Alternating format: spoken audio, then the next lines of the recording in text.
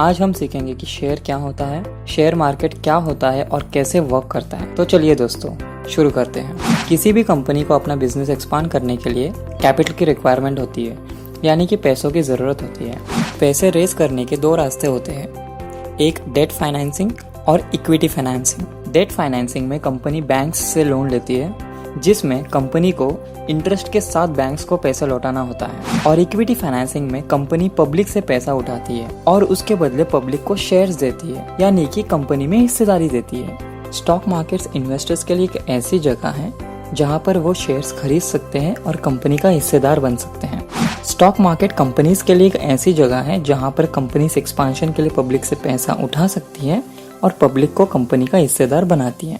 जब company first time पैसा raise करती है पब्लिक से, उसे आईपीओ कहते हैं, इनिशियल पब्लिक ऑफरिंग। आईपीओ में इन्वेस्टर्स और कंपनी के बीच डायरेक्ट ट्रांजैक्शन होता है, जिसमें इन्वेस्टर्स कंपनी को पैसे देते हैं और उसके बदले में शेयर्स लेते हैं। फॉर एग्जाम्पल, हाल ही में इंडियन रेलवेज का आईपीओ आया था। आईआरसीटीसी ने पब्लिक से 645 करोड़ उठाए थे और उसके बदले इन्वेस्टर्स को कंपनी में 13% ओनरशिप दिया था। आईपीओ में कंपनीज इन्वेस्टमेंट बैंक्स के साथ मिलकर शेयर प्राइस डिसाइड करती है। आईपीओ 3 दिनों के लिए ओपन होता है। इन 3 दिनों में इन्वेस्टर्स को आईपीओ में शेयर्स सब्सक्राइब करनी होती है और उसके बाद शेयर्स की अलॉटमेंट होती है। आईपीओ में आप सिर्फ शेयर्स खरीद सकते हो, बट उसे बेच नहीं सकते। आपको शेयर्स बेचने के लिए आपको वो आईपीओ का स्टॉक एक्सचेंज में लिस्ट होने का वेट करना होगा।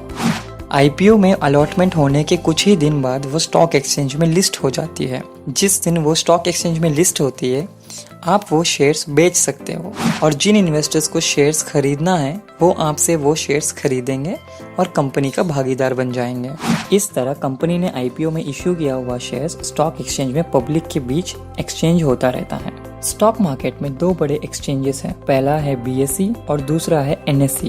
बीएसई यानी कि बॉम्बे स्टॉक एक्सचेंज, एनएसई यानी कि नेशनल स्टॉक एक्सचेंज। बीएसई में लगभग 5500 के ऊपर शेयर्स लिस्टेड है और एनएसई में 1700 के ऊपर शेयर्स लिस्टेड है।